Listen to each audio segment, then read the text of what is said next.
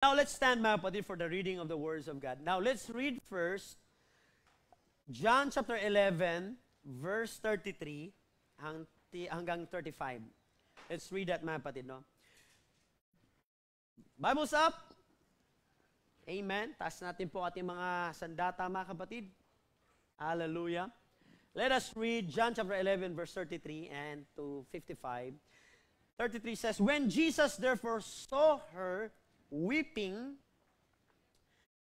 and the Jews also weeping, which came with her, he groaned in the spirit and was troubled.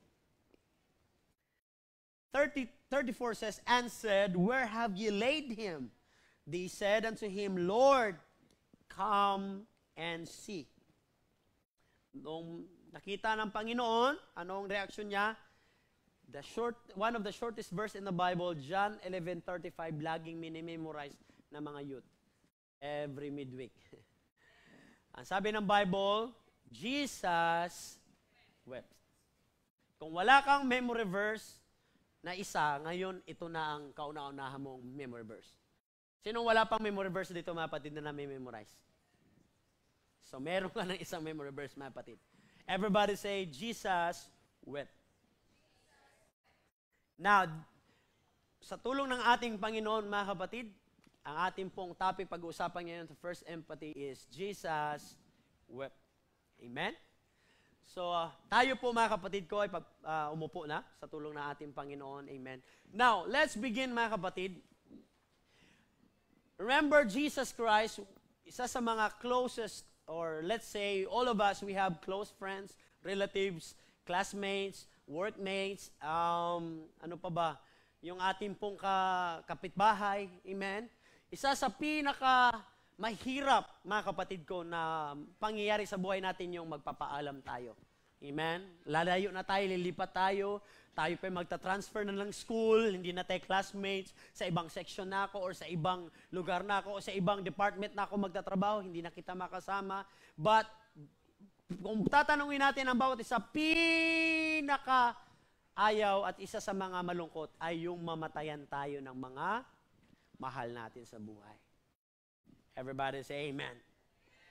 Because all of us, we hate goodbyes. All of us, we hate sad moment, mga kapatid. All of us, we want joy. All of us, kung hanggat ang kaya, kung paari lang na sana makip natin lahat ng tao para masaya tayo lagi. Hindi, ganun ang gagawin natin. But in reality is, hindi natin kaya yun, mga kapatid.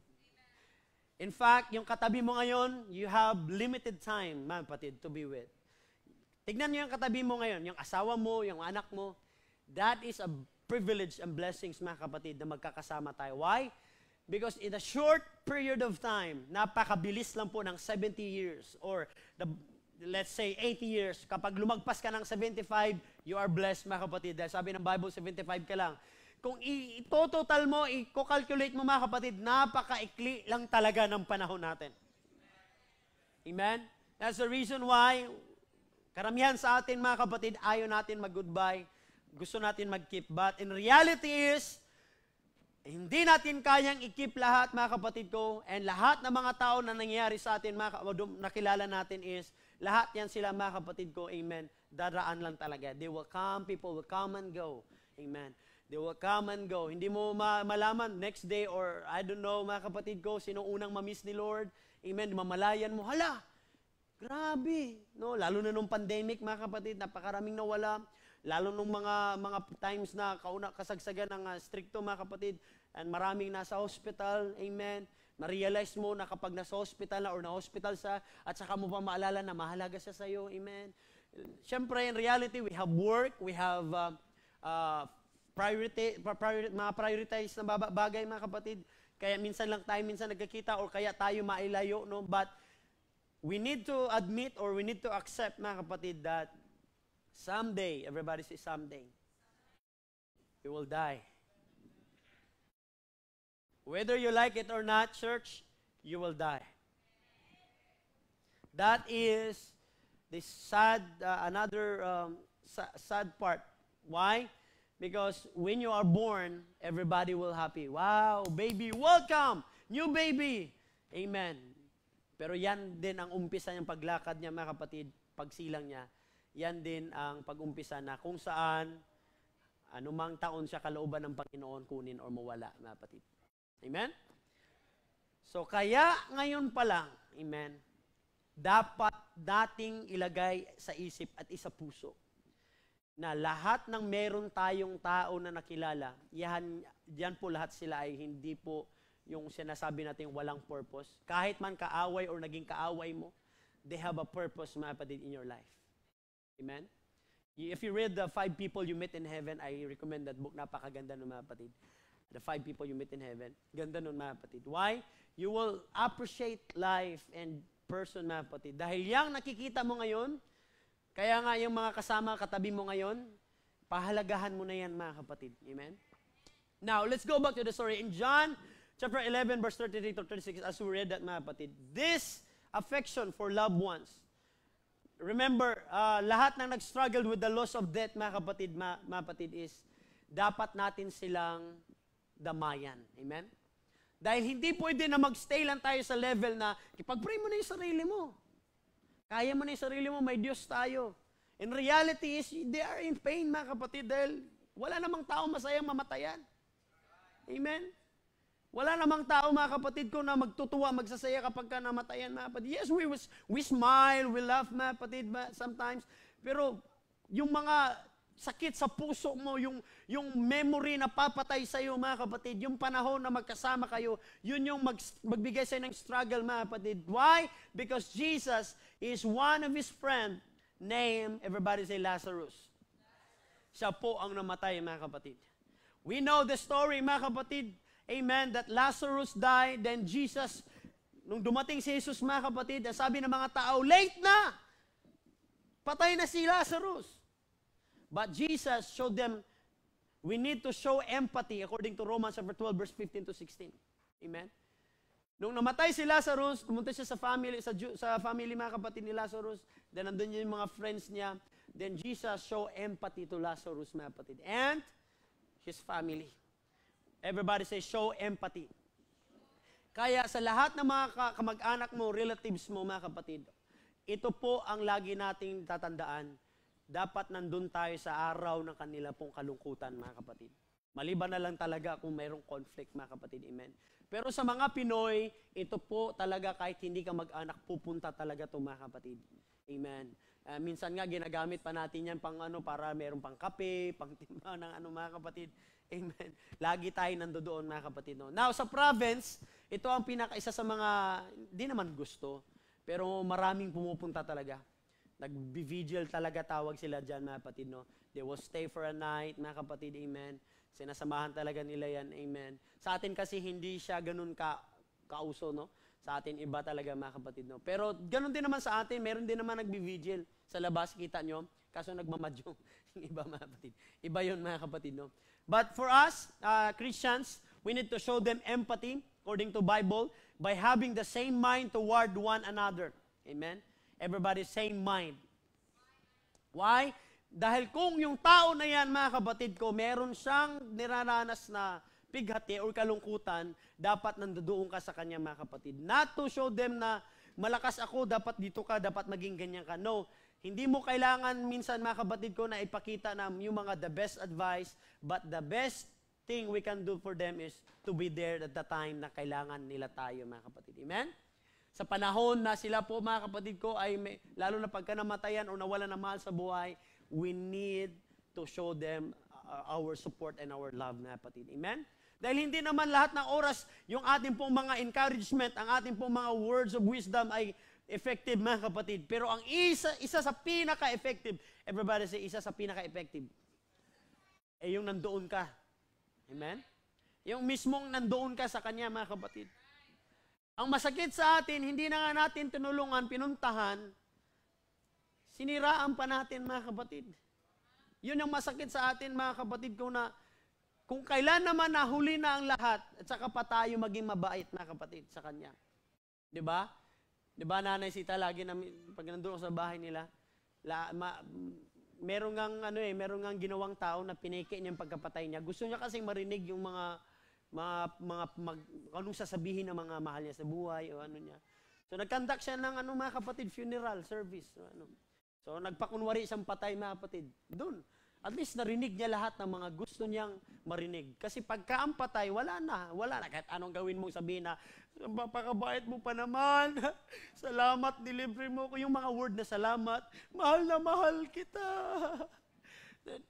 Tapos mga natin, mga kapatid, lahat ng tao na pupunta doon, walang ibang sasabihin kundi mabait.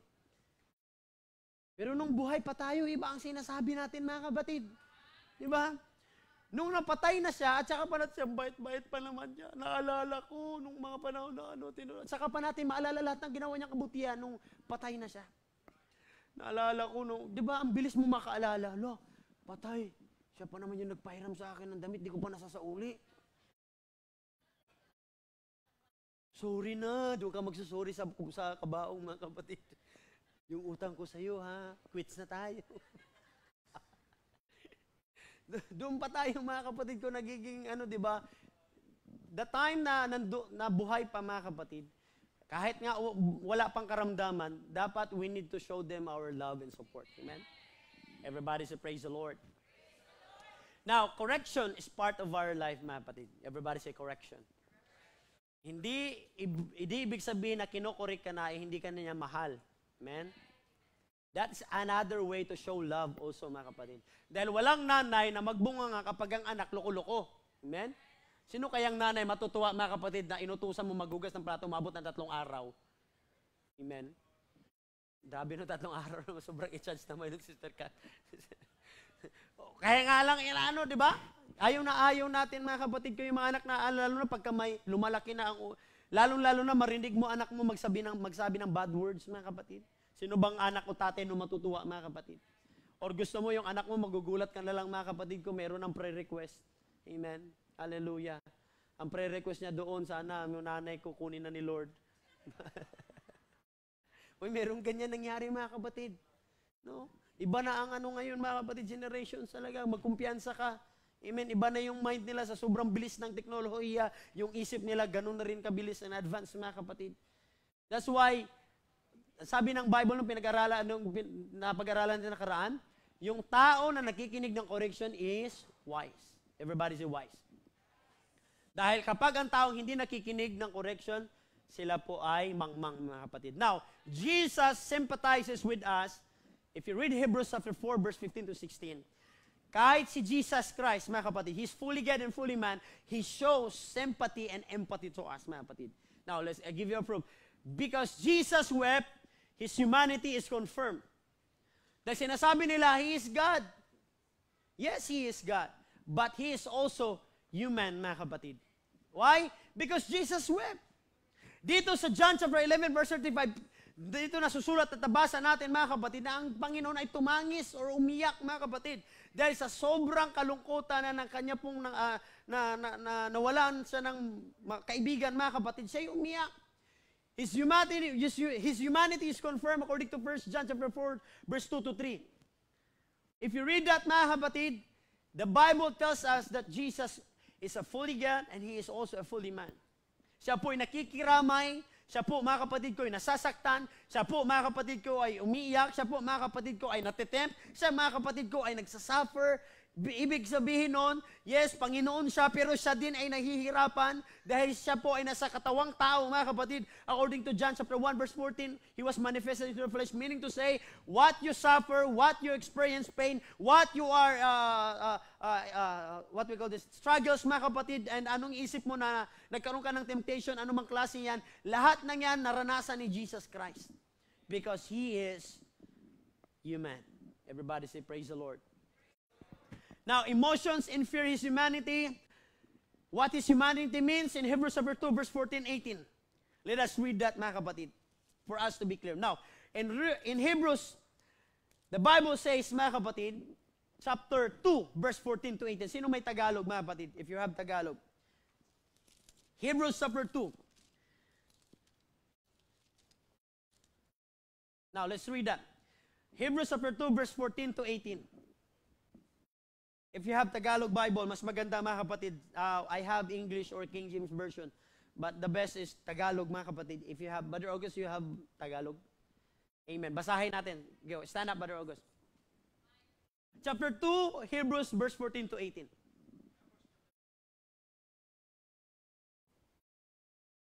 Chapter 2, verse 14 up to verse 18. Dahil sa ang anak na, Hebrews chapter 2, verse 14. Dahil sa ang mga anak ay mga may bahagi sa laman at dugo, siya na may gayon ding nakakabahagi sa mga ito. Upang sa pamamagitan ng kamatayan ng kanyang malipol, ay kanyang malipol yaong may pagkahari sa kamatayan. Sa makatwid ay ang diablo. Verse 15,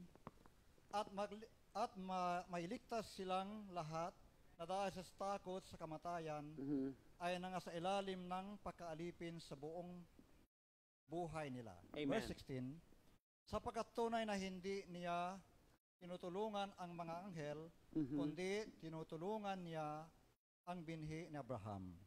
Verse 17, kaya't nararapat na sa kanya na sa lahat ng mga bagay ay matulad sa kanyang mga kapatid, upang maging isang dakilang saserdoteng maawain at tapat sa mga bagay na naukol sa Diyos.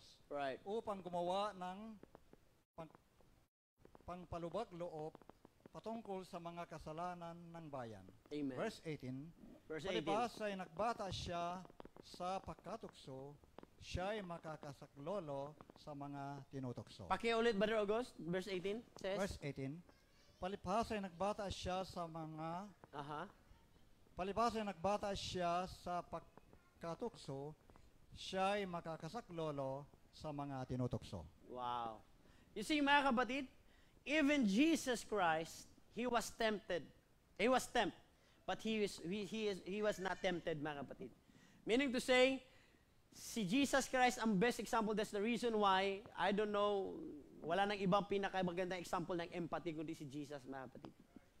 Wala nang iba. Why? Jesus show His humanity, show His compassion for us, mga kapatid. His empathy for us, mga kapatid. Why? Because Jesus is a fully man. Everybody say fully man. He died to destroy the devil according to Hebrews. Ang pagkamatay ni Kristo ay siya ang susi para masira ang kagagawa ng kaaway, mga kapatid. Ano pa? He released us from the bondage of fear of death. The reality is, lahat ng tao ayaw mamatay. Amen? Ayaw natin maka-experience ng kamatayan, mga kapatid. In fact, kapag ang tao po ay nasa bingit na ng kamatayan at saka pa doon tatawag kay Kristo. Ang reality, tayong tao, mga kapatid, at saka pa tayo, alam na natin na meron na tayong malubhang karamdaman or kukunin na tayo, at saka pa tayo, mga kapatid, kung magiging mabuting tao. That's why Jesus Christ show us, mga kapatid, the example, hallelujah, na habang tayo namumuhay pa, mga kapatid, we need to be a good, mga kapatid ko, not just dahil Christians tayo, mga kapatid, but ngunit tayo dapat maging mabuting tao, magandang halimbawa, mga kapatid. Why? Because Jesus Christ also is a best example, a perfect example for us, mga kapatid, dahil si Jesus po, amen, ang ating pong dakilang tagapagligtas. And that's why we called Him Abba Father, our Savior, our hope, mga kapatid, amen. Lahat meron tayo, amen, ay galing po sa ating dakilang Panginoon. Kaya nga, walang ibang bagay na susi na dahil sa kamatayan ng ating Panginoon, He releases us from the bondage of fear of death. And He suffered, He was tempted, and He overcame in order for us to save. Para ikaw maligtas, anong ginawa ng ating Panginoon? He suffered. Hindi naman siya iiyak or mamamatay dahil sa sobrang ano lang, mga kapatid, kung Panginoon lang siya. But he was a fully man. That's why He suffered, mga kapatid. Just like you and me. But instead na ikaw ang magdusa, instead na dapat ikaw maparusahan, si Jesus Christ na umako, mga kapatid. Why? Because siya po ang karapat-dapat na ialay dahil siya po ay walang kasalanan. Amen? Now, next, because Jesus wept, His deity is confirmed. He is also God, mga kapatid. Son of God. John 11:25 to 26 tells us, mga kapatid, that Jesus Christ, amen, is also a Son of God. He is a God, fully God, mga kapatid. Meaning to say, hindi na natin dapat pang, kumbaga, pagdalawang isipan pa mga kapatid na ano ba talaga siya, dalawa or no. He is one God in two nature mga kapatid, dual nature. He is a fully man and He is a fully God. Amen? Pero it does not mean na dalawa ang ating Panginoon, 3, 10, 5, 30, 100 para mas malakas. No, hindi kailangan ng Diyos ng another Diyos para maging malakas siya or maging makapangyarihan. Iisa lang ang ating Diyos na susulat sa Bible, mga kapatid. At wala nang iba pa, mga kapatid ko, according to the Bible. Why? Dahil si Lord pa lang sapat na, mga kapatid, makapangyarihan na. Now, we will not tackle this oneness of God, but we will focus on this empathy now. The divine heart that hurts for us.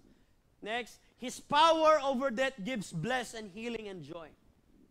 Ang kanya pong mga kapatid ko, amen, kapangyarihan na pinagkaloob sa atin, lalo na po ang kanyang kamatayan, mga kapatid, will give us healing and joy.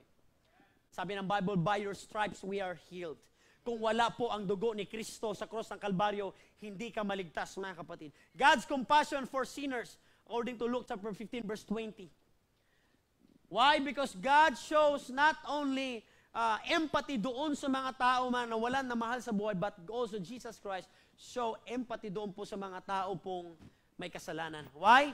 Dahil si Jesus lang naman yung pumunta doon sa mga tao may kasalanan, mga kapatid. Tayo, ayaw natin sumama sa mga tao makasalanan, di ba mga kapatid? Feeling natin tayo ay tayo marumihan, pero hindi natin na-realize, naalala na tayo lang din, mga kapatid, ay niligtas ni Kristo na dating makasalanan, pinulot, mga kapatid ko, sa putik at binago ng ating Panginoon. Pero nung tayo, meron pong mga tao dyan sa labas, parang tayo patuloy nandidiri, mga kapatid. Kung saan tayo galing, mga kapatid, same din sa kanila. Amen. Tayo lang din ay marumi, mga kapatid. Hinabagan lang ng ating Panginoon na dapat mapahamak tayo, mga kapatid. But because of the cross of Calvary, mga kapatid, we were once cleansed and we are saved, mga kapatid. Na tayo muli naligtas dahil sa dugo ni Kristo. Why? Kung hindi dahil sa mga latay ng ating Panginoon, hanggang sa ngayon yung karamdaman natin walang kagalingan, mga kapatid. Kung hindi dahil sa dugo na tumakis kay Kristo, wala kang kapatawaran ngayon, mga kapatid. That's why we give all glory and thanks to God, Jesus Christ. Everybody say, praise the Lord. Alam niyo yung buhay, mga kapatid, na kung saan kung wala ang Panginoon. Alam niyo yung buhay na kung saan kung wala pa si Jesus, mga kapatid. We know that God is there, mga kapatid, but what is more blessed, more secure to us? Because Jesus gave us power, mga kapatid, because of His death. Everybody say death. Now, next. Now, because Jesus wept, God allows human suffering. John chapter 11, verse 15 to 21 to 23. Suffering is common to all due to sin. Dahil yan sa kasalanan natin. We already tackled this, mga kapatid. Dahil yan kay Satanas. Way back in Genesis chapter 3, verse 17 to 19. Pag binasa natin yan, mga kapatid, wala nang ibang cause of trouble o lahat ng ating pong mga nangyaring karamdaman, kasalanan, kundi si Satanas, mga kapatid. Nangyari kay Job, si Satanas din ang may dahilan, mga kapatid. Why? Dahil wala namang ibang pinaka-source din dyan ng ganyan, mga kapatid, kundi si Satanas. But, it is God's permitted, mga kapatid. Amen? Hindi dahil niloob ng Panginoon yan, na kagaya na nangyari kay Job. Amen? Yung nangyari kay Job, mga kapatid, hindi po yun, kumbaga, sabihin natin, kalooban talaga to ng tawag nito, na sisisihin natin si Satanas, lagi, mga kapatid. But it was also the permissive or permitted will with God, mga kapatid. Inalaw ng ating Panginoon. Why? Hindi para parusahan ka lang, kundi dahil meron pong dakilang bagay na gagawin ng ating Panginoon. Because there is a change and transformation and victory after that. Greater struggles, greater problems, it means greater victory, mga kapatid. Now, God does not allow suffering because He does not. Read 1 Peter 5:7. If you read that, casting all your cares upon Him because God cares for you. He is not interested, Philippians 4:6-7. He is interested, mga kapatid. He is unable to respond. If you read Luke chapter 1:37, for with God nothing is impossible. He is able to respond, mga kapatid. He is punishing sin. John chapter 9, verse 1-3. But because of the grace of God chose us, mga kapatid, extend us. Why? Dahil nung tayo po'y makasalanan pa, Yet Christ died for us, mga kapatid, and saves us dahil nakikita ng ating Panginoon, mas tinitignan niya ang pangangailangan mo kaysa sa kasalanan mo, mga kapatid. Why? God looked beyond your fault and He saw your need. And what you need? You need forgiveness, you need cleanse, mga kapatid, you need the power. That's why we need to repent of all our sins, mga kapatid. Magsisi tayo sa ating mga kasalanan, sumuko at ating po ipagkaloob natin sa ating Diyos that God, I allow you, Panginoon, to rule and not my will, Panginoon, but thy will be done. Everybody say, thy will be done. That's why Jesus is able. Everybody say, able. Jesus is interested. Jesus will care. Jesus is able to respond. He has all that, mga kapatid. Now, because Jesus wept, God allows human suffering. According to John 11:15, 21, 23. All of us, we suffer, mga kapatid. Amen? Sinong tao dito hindi nag-suffer? Manhid na lang yata tayo kapag hindi tayo nag-suffer. Kung usaping suffering lang, napakadami niyan sa buhay na mag-asawa. Amen? Dahil kahit man wala ka pang asawa, ang reality, nagsasuffer ka na, mga kapatid. Now, God allows it. Why? Because God is fully acquainted with suffering Jesus on the cross. If you read Isaiah 55, verse 3 to 5, if you read that, mga kapatid, remember that the cross of Calvary is the perfect example of empathy, mga kapatid. Wala nang iba pa. Dahil kung walang pakialam ang ating Panginoon sa iyo, hindi niya nagagawin yun, mga kapatid. Yan ang tandaan mo. Kung walang pakialam ng Diyos sa buhay mo, mga kapatid, hindi na siya magpakahirap doon sa cross ng Kalbaryo. Alam niyo ba kung ilang beses ang hinampas at gaano kahaba ng pako at gaano kahirap yung binuhat niya, mga kapatid? At instead na water ang ibigay, suka, mga kapatid ko, sa mga sugat niya. Hindi kanya paghihirapan kung hindi kanya mahalaga sa kanya. Hindi kanya paghihirapan kung hindi ka mahalaga sa kanya, mga kapatid. Kaya kung walang pakialam ang Diyos sa iyo, then ano pang sansay ng cross of Calvary, mga kapatid? Let me say that again. Kung walang pakialam ang Diyos sa iyo, anong saysay ng cross of Calvary, mga kapatid? Cross ng Kalbaryo. Why? Yung word na walang pakialam, alam niyo kung saan yan ang galing, mga kapatid? Galing yan kay Satanas. Remember Cain and Abel, mga kapatid? Ako ba ang am I my brother's keeper? Tinanong siya ng Panginoon, saan ang kapatid mo? Teka Lord, ako ba ang pakialam ko doon? Yung word na ganyan, mga kapatid, lalo na sa atin, mga tao, we use that as a normal na lang na word, na term. Pero sa totoo lang, alam nyo, equivalent niyan, parang mura na rin, mga kapatid. Yung wala akong pakialam dyan. Bakit? Ayaw ng Panginoon nyo na gano'n na word, mga kapatid. Yung ginagamit na, pakialam ko sa iyo. Tingin nyo ba pag sinabi mo, matutuwa ka, mga kapatid?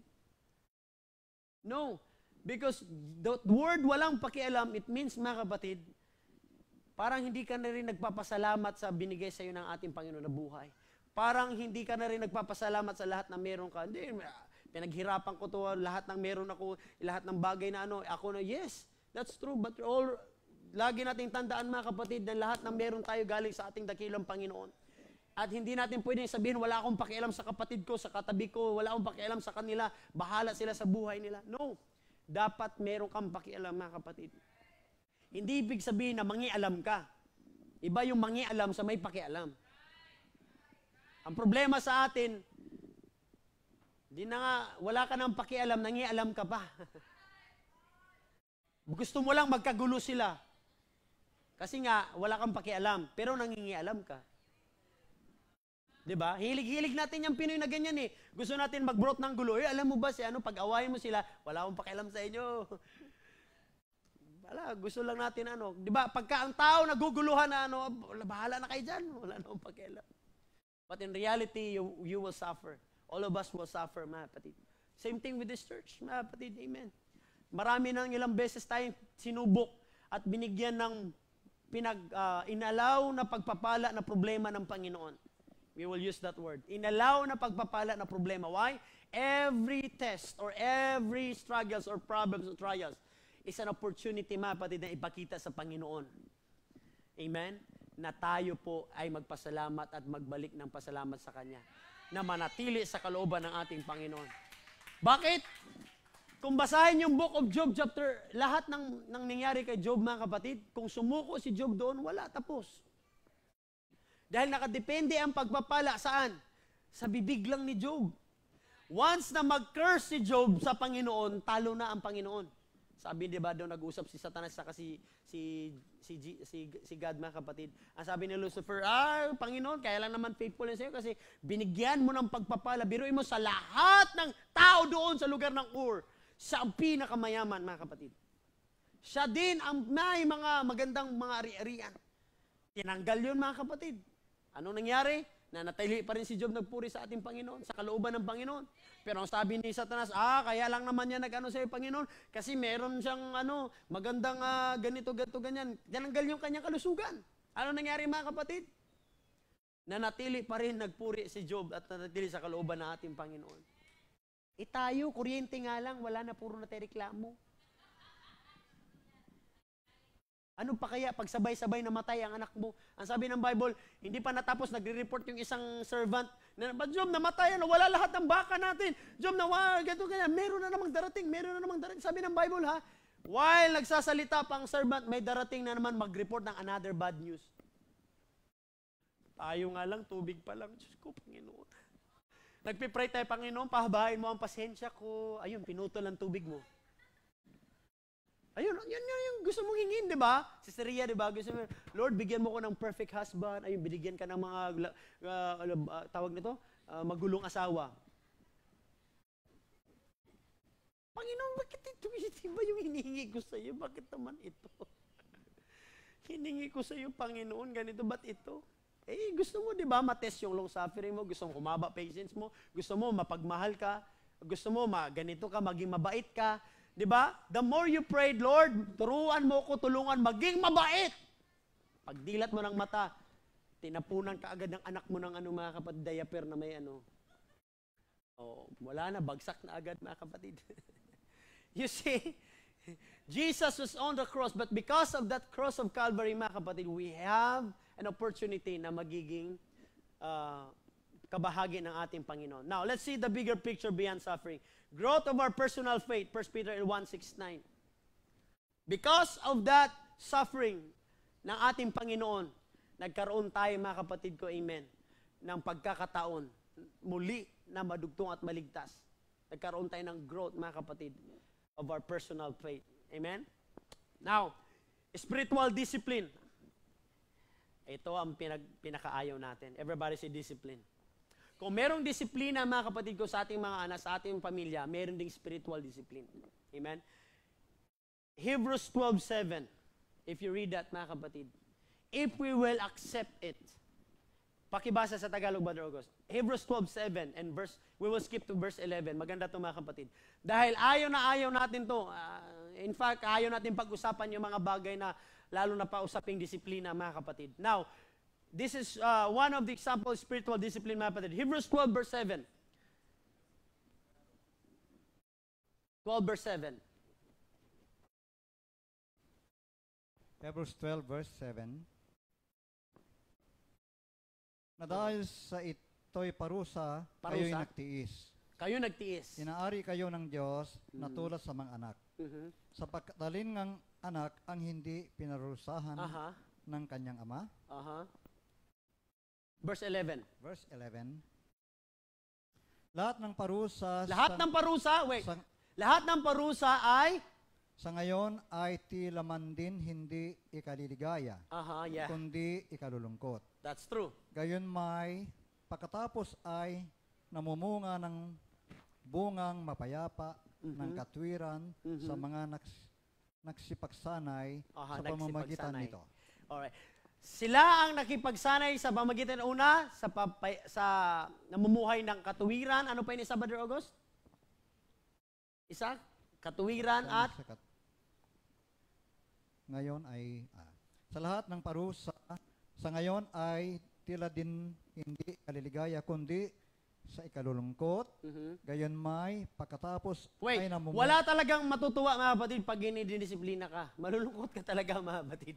Amen? Next, anong sunod? Gayon may pagkatapos ay namunga ng bungang mapayapa. Anong bunga? Mapayapa? Ng katwiran. Ng katwiran. Yang dalawang bagay na yan, mga kapatid. Thank you so much, Brother Ghost. Mapayapa at katuwiran. Everybody say righteousness. Gustong-gusto natin abutin na, Lord, Panginoon, sana mapalangit ako, mabless mo yung Panginoon. But we forgot to seek also righteousness of God, mga kapatid. Everybody say, praise the Lord. Gustong-gusto natin yung mga, laging mga, yung matatamis lang, mga kapatid, di ba? Ayaw natin magpadisiplina. Gusto lang natin yung mga, gusto ko lang yung mga, yung dito lang na part, Panginoon. Huwag mo na akong bigyan ng mga pagsasuffer.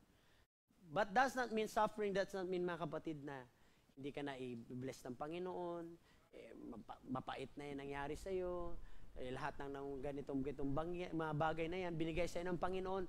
Anong instruction ng Lord? Magbasa ka ng salita niya araw-araw. Para saan? That's part of spiritual discipline. Para saan? Para din yan sa'yo. Amen? Ano pa sunod? Mag-pray ka araw-araw. Para saan din yan? That's part of spiritual discipline. Para saan din yan? Para din sa'yo. Amen? For what? To have peace and righteousness of God. Everybody say, praise the Lord. Ang problema sa atin, puro na lang natin hinihingi sa Kanya, pre-request. But we'll never ask God, Lord, cleanse me, Panginoon. Purify me, Panginoon. I need you, Panginoon, yung kaluwalhatian at yung katuwiran. Yun eh. Yung bagay na hinihingi natin dapat araw-araw, yung katuwiran at kaluwalhatian ng Diyos. Because if you don't have that, mga kapatid, you will never see Jesus, mga kapatid. Everybody say, praise the Lord. Now, malapit na matapos. We do not lose heart. We keep our eyes on heaven. According to 2 Corinthians 4, 16, 18. Why? Because if we have spiritual discipline, hindi tayo basta-basta, mga kapatid ko, mawawala ng pag-asa. Because you keep your eyes on Jesus, on heaven. Kapag ang taong nakafocus sa isang bagay, mga kapatid, it is, lalo na sa makalangit na bagay, what I mean sa isang makalangit na bagay, mahirap talaga siyang tibagin. Kahit pa ilang pagsubok ang dumaranas sa buhay niya, kahit palagyan pa siya ng kapaitan, problema, lahat na nangyari sa kanya, babalik pa rin siya doon sa focus niya, mga kapatid. If heaven is your focus, everybody say if. Kasi kung si Jesus ang focus natin, mga kapatid, kahit pa anong gawing sideway or anong mangyayari sa buhay mo, magpo-focus at babalik ka pa rin sa Kanya. Why? Because you are looking to Jesus, the author and finisher of our faith. Because why? He is our blessed hope and Savior. Everybody say, praise the Lord. Kaya hindi ka basta-basta mapanghinaan, mga kapatid, because you have Jesus in your heart. Why? Because your focus, your mindset, you read His words every day, you pray, mga kapatid, you have a right connection sa ating Panginoon. Then if you have a right connection, then you have a right attitude, mga kapatid. You have a good character, mga kapatid. Susunod lang yan, lahat ng bagay na yan. Seek ye first the kingdom of God and His righteousness, and all these things shall be added unto you. Everybody say righteousness. Now, Jesus wept and was made sorrowful when sinners hardened their hearts and refused to believe. Mark 3:5. Isa ito sa mga nagpapaiyak sa ating Panginoon. Sa mga lahat magsabing matitigas ang puso. And refused to believe Him. Mark 3:5. Read that, mga kapatid. Ano sabi ng Bible? Mark chapter 3 verse 5, kahit English, mga kapatid. Mark chapter 3 verse 5 says, and when he had looked around about on them with anger, being grieved for the hardness of their hearts, he said unto the man, stretch forth thine hand. And he stretched it out, and his hand was restored whole as the other. Dahil sa katigasan ng puso nila at hindi sila naniniwala sa ating Panginoon, pinakita ng Diyos ang milagro, mga kapatid ko. Hallelujah. Dahil dito po sa mga tao, meron talagang matitigas ang puso, mga kapatid. Everybody say, praise the Lord. Kaya, di ba, gustong-gusto natin, mga kapatid ko, na i-imagine lang natin yung masaya na lang, di ba? Gusto natin mga pinapanood natin na mga reels sa Facebook at sa mga video, yung mga masasayang moment lagi. But in reality, mga kapatid, we have ups, we have down, we have shortcomings, mga kapatid. Hallelujah. Jesus allowed that. But when Jesus see this, mga kapatid, mga matitigas ang puso, dito siya nagalit, mga kapatid. Amen? Ang ginawa niya, mga kapatid, instead na Focus siya doon sa mga tao matitigas ng ulo at puso. Pinakita niya. Amen. Kaya nga ang sabi ng Bible, people harden hearts due to allegiance to tradition. Mark 7:5 verse 13. Ano yung mga tao matitigas ang puso? Dahil sa kanilang tradisyon, mga kapatid. Everybody say, praise the Lord. Isa ito sa mahirap tibagin at sirain, yung tradition natin. Amen? Hindi ko din talaga maintindihan bakit kaya pagka sinisinok may kanin ilalagay dito. O kaya hilo, mga kapatid. Ano pa, yung tradisyon natin na pagka once pinanganak ka na, ganito na ang relihiyon ko, mamatay man ako hanggang ito na, dito na ako. Iyan ang isa sa pinakamahirap, mga kapatid. If you read Mark chapter 7, verse 5 to 13, that is clear, mga kapatid. Isa sa mga hindrances and nagpapastigas sa puso ng tao yung tradition. Nagiging proud, nagiging pride na natin. Hindi, pamilya ko, ganito, ganyan eh. Diba? We are not open-minded, mga kapatid, mindset. Amen? Hallelujah. Now, people harden their hearts due to ano pang isang dahilan? Praise of men. If you read John chapter 12, verse 32, dahil gustong-gusto natin, mga kapatid, yung mga tao lagi na pina-follow tayo, lalo pag maraming tao nag-appreciate sa atin. We want, why? We want applause, we want appreciation, lalo na sa maraming tao. Kaya nanatili tayo kahit na alam nating mali, ayaw mong umalis dahil alam mo maraming taong nag-ano sa iyo. Lalo na yung mga bagay na alam mo na doon ka, mga kapatid ko, amen? Sumisikat, nakilala. But if you know that that thing will bring you down, magdala sa impyerno, then let us stop that, mga kapatid. Now, deceitfulness of sin. Hebrews 3, verse 12 to 13. Dahil po dito, mga kapatid ko, amen, yung kanila pong puso ay tumigas. Akala natin sa kagagawa natin ng kasalanan, kakasuri natin, hindi walang effect. No, your hearts will harden, mga kapatid. Akala natin andyan naman ang ating Panginoon. Yes, God is merciful. God will forgive you. God will love you, mga kapatid. But the question is, everybody say the problem is not God, it is you. Dahil ang result ng kasalanan talaga, it will cause of death, mga kapatid. Spiritual, both aspect, mga kapatid. Bakit? Ang epekto niyan, titigas na ang puso mo. Saan nag-uumpisa ang malaking bisyo? Sa maliit na bisyo. Saan nagsimula ang malaking kasalanan? Sa maliit na kasalanan. That's why, ano pang cause? People harden hearts due to stubborn and rebellion, according to Ezekiel chapter 3, verse 7. Next, do not grieve God. Ephesians 4:30. Let us read that. Tagalog, Brother August, pabasa. Ephesians 4:30. Before I close, mga kapatid. This book reminds us, and it is a warning, mga kapatid. Amen. Na wag natin, babasa Brother August, Ephesians 4, verse 30. Kapitulo 4, versikulo 30.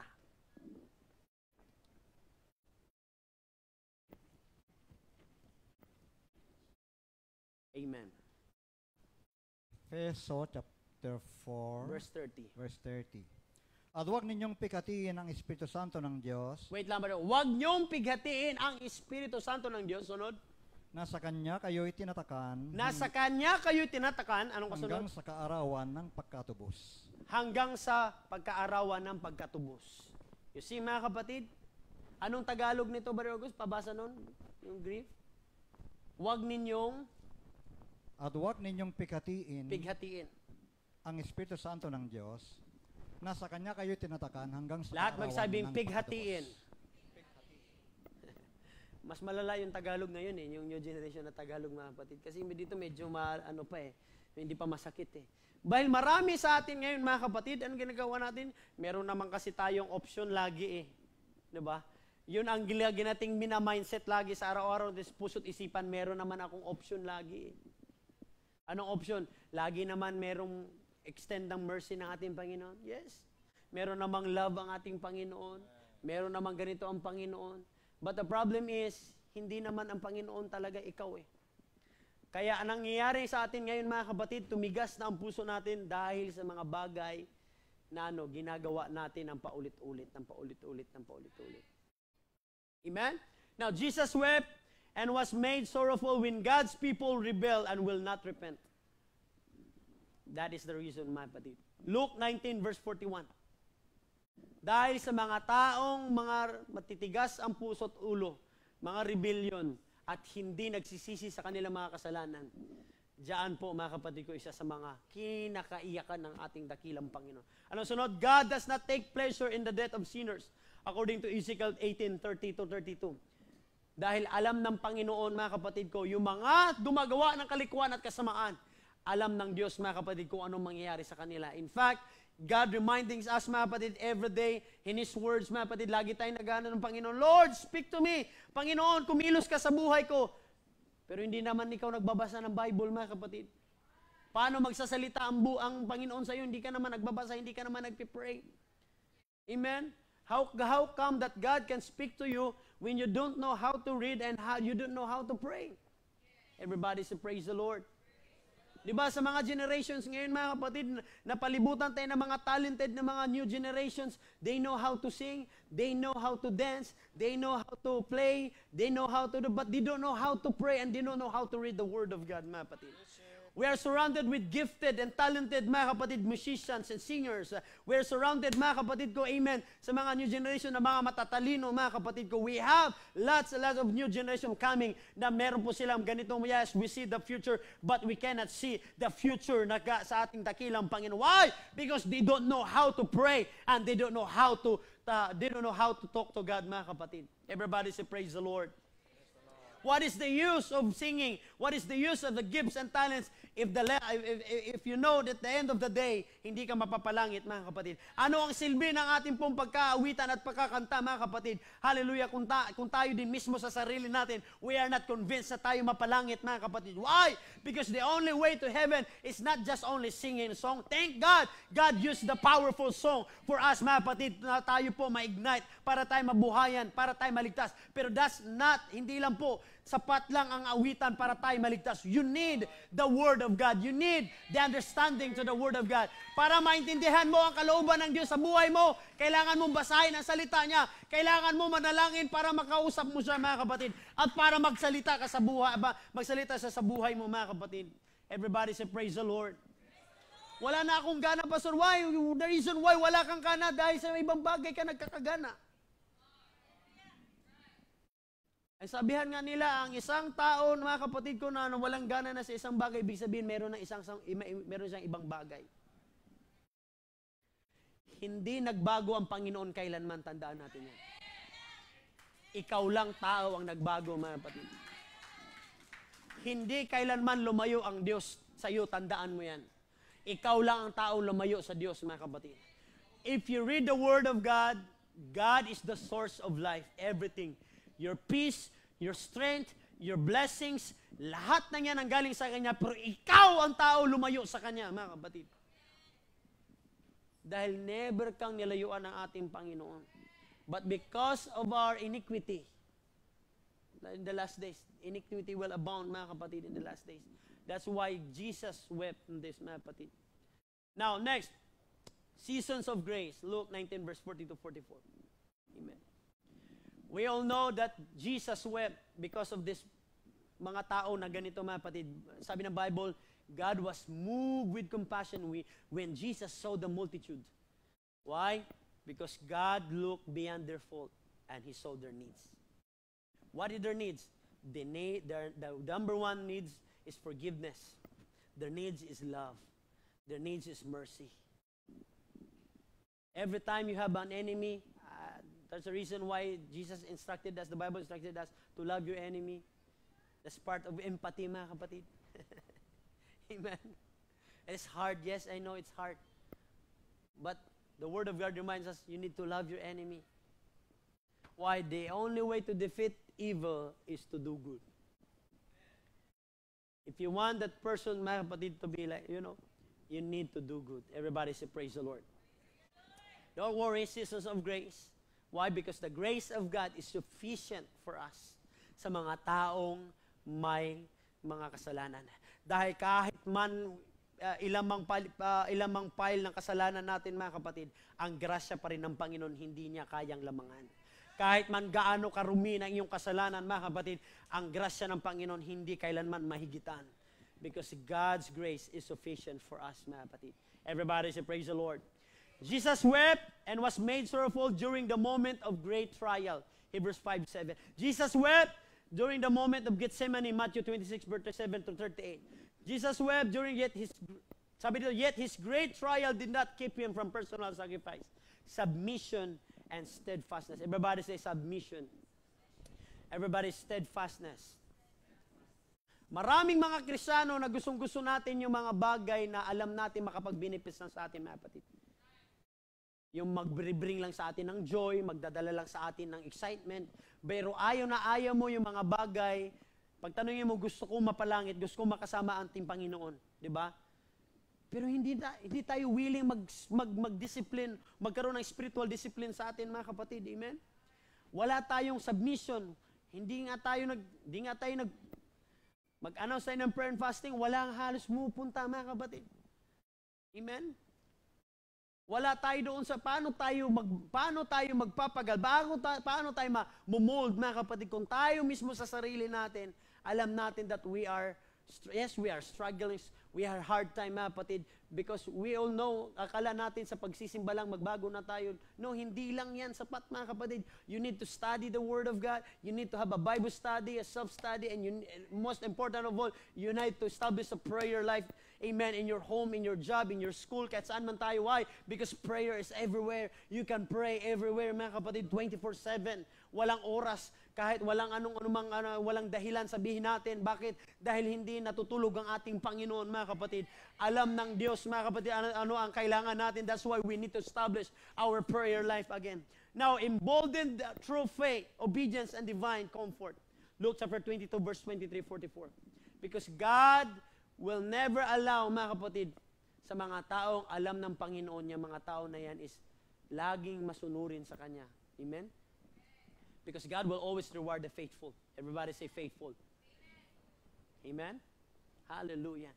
Kaya lahat tayo, mga kapatid, dapat nating ilagay sa ating isip at puso na dapat tayo lahat may pakialam. Amen? Huwag ka na mangialam, pero dapat may pakialam ka. Amen? Paanong paraan na may pakialam tayo? You need to pray for him.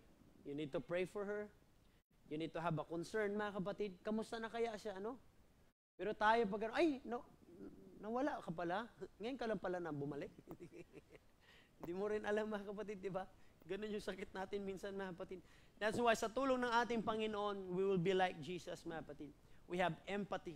Amen. Especially sa mga tao na nangangailangan. Now, anong lesson natin? Number 1, have a heart of compassion. Everybody say compassion.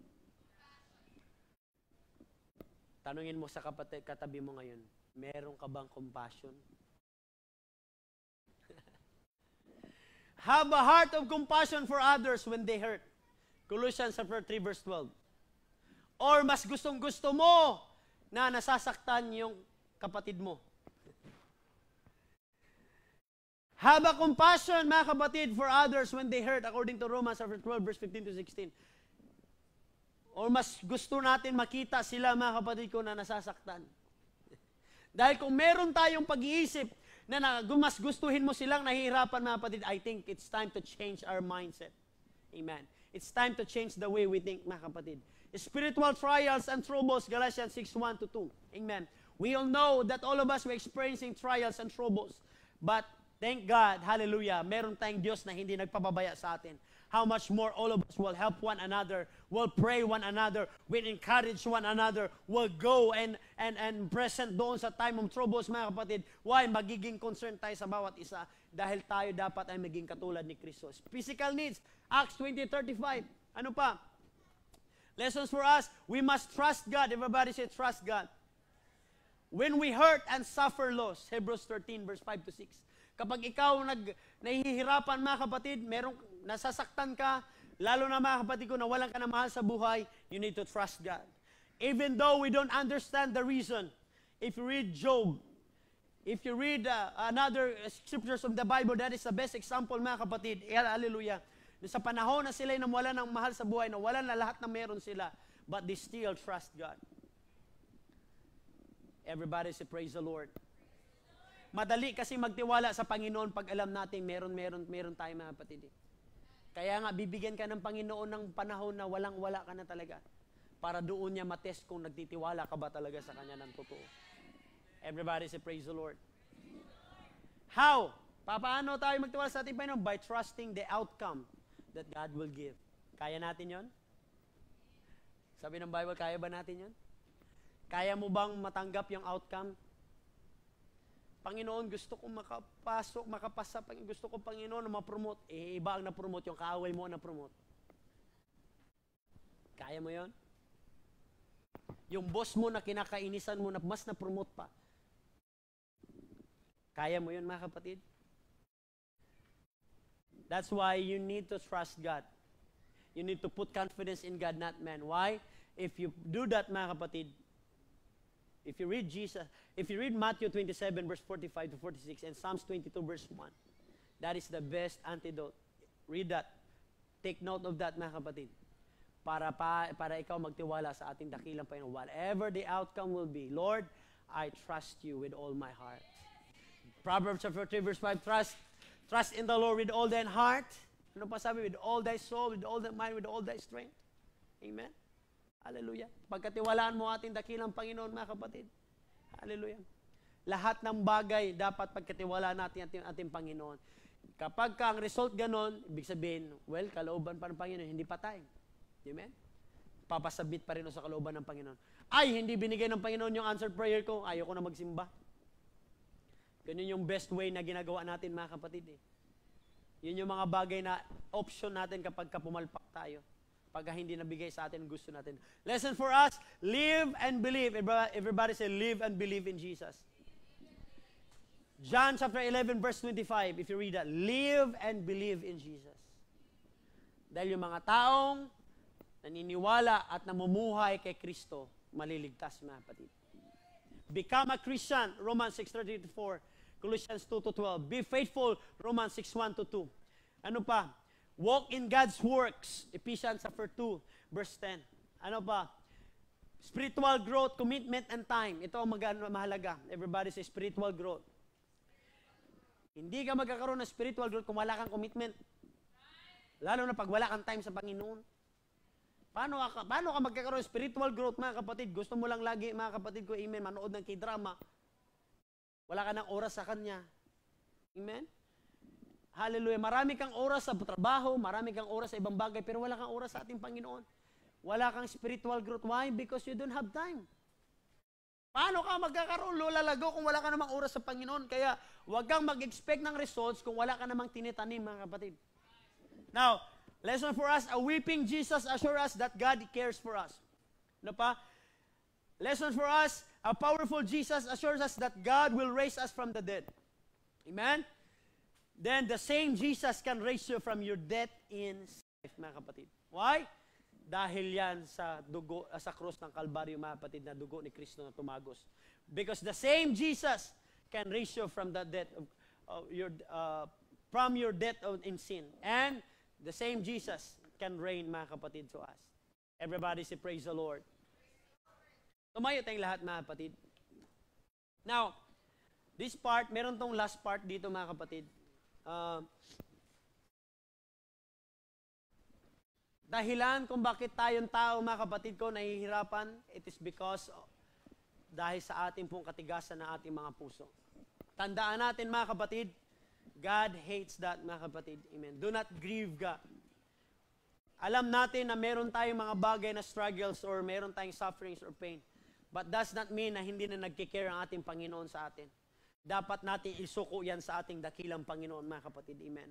Dapat natin niyang ibigay sa atin, dapat natin niyang ipagkatiwala sa ating Panginoon. All of our fears, all of our sufferings, all of our heartaches and pain, mga kapatid, we need to give and surrender it all to Jesus. Why? Whatever the outcome, Lord, anuman ang kalabasan nito, Panginoon, I will trust you. I will still praise you.